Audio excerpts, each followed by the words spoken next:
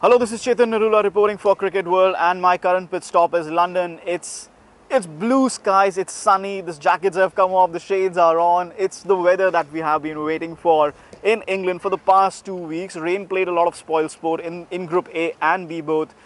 Teams sharing points, team devoid of victories. You have New Zealand who could have won against Australia, but instead they are on their flight home. So a lot of turmoil because of the rain, but suddenly it's the business end of the Champions Trophy. England playing Australia as I talk. In Birmingham, they're 140 odd for 2 are Australia, and it's a must-win game for them if they want to qualify for the semi-final. So let's just recount what's happened since I last came up with an update. That was in Birmingham. Pakistan were playing South Africa. In a rain-curtailed game, Pakistan beat South Africa to throw up various possibilities open in Group B. Pakistan fielded well, Pakistan bowled well, and Pakistan batted very well against South Africa, chasing a small target, but they withstood pressure and they were ahead on Duckworth-Lewis system when the rain came, and they got those 2 points. And then the next day at this very ground, Sri Lanka beat India. Who could have thought that Sri Lanka would chase 322 set by India? Shikhar Dhawan scored his 5th ODI 100 in ICC tournaments. He's got 2 in 2015 World Cup, 2 in 2013 Champions Trophy, and he's got another 1 here as well. So, but that went in vain. Sri Lanka have been different from all other teams in this tournament. They've had an attacking approach to their batting, to chasing down targets, and it did not work against South Africa. It worked here against India, and but then you really have to be consistent throughout 50 overs, and that is what really stood out. So India didn't really know what hit them. Yes, their 4th and 5th bowlers went for runs, and there was this question, should Ravichandran Ashwin have played? Maybe it was sunny and bright like this, he could have played, but it was muggy and overcast. So India were right in going with their 4 bowlers. So it was really a very confusing call whether to leave Ashwin out or not. We'll talk about India-South Africa in a bit. Until then, Sri Lanka beating India was the biggest upset of this tournament so far.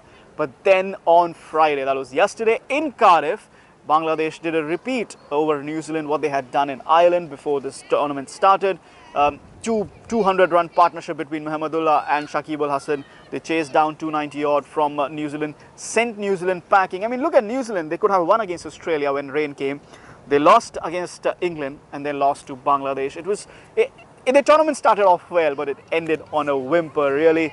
Bangladesh then on 3 points with a magical victory. They are in contention, but Australia need to win against England today in Birmingham. Or if it's a washout, they could still progress in terms of run rate. Or in fact, if it's a washout, they might not progress because Bangladesh have a win, which Australia would not have. So, like I said, Australia really need to beat England. It's the ODI Ashes, as England skipper Eoin Morgan put it. It's an intriguing game that's happening in Birmingham right now. Let's talk about India-South Africa. That'll be happening here tomorrow. That is Sunday.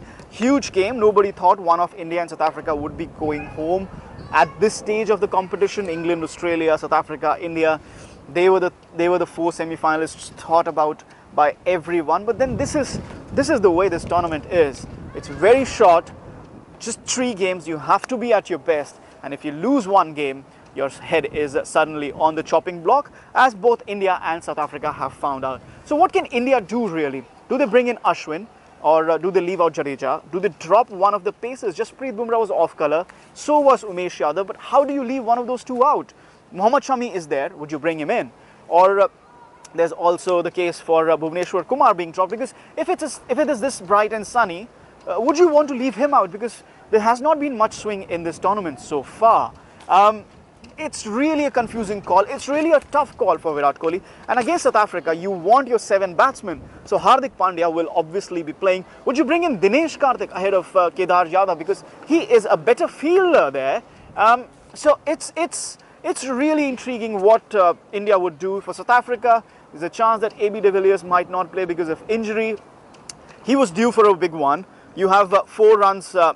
He scored 4 runs against Sri Lanka. He scored a golden duck for the first time in his ODI career against Pakistan. So South Africa will miss his all-round presence on the field. But it's a pressure situation for South Africa, and this is what they're not known for, especially in ICC tournaments. So again, a huge game for South African cricket, well, in ODI format at least. And then on Monday we have Sri Lanka, Pakistan, where the other semi-finalist could be decided. England, of course, are already in the semi-final. They're top of Group A, irrespective of the result in Birmingham today. They will be top of Group A, and they will play their semi-final in Cardiff on June 14. So, as I say this, Bangladesh, Australia, India, South Africa, Sri Lanka, Pakistan, I mean, 6 teams could still qualify for the semi-final, and that is the essence of the Champions Trophy. Signing off now from London. I'll be back after these games, after these group stage has been completed, and we know the full lineup of the semi-finals. And I'll be back with looking ahead to the semi-finals and what has happened in these 3 games.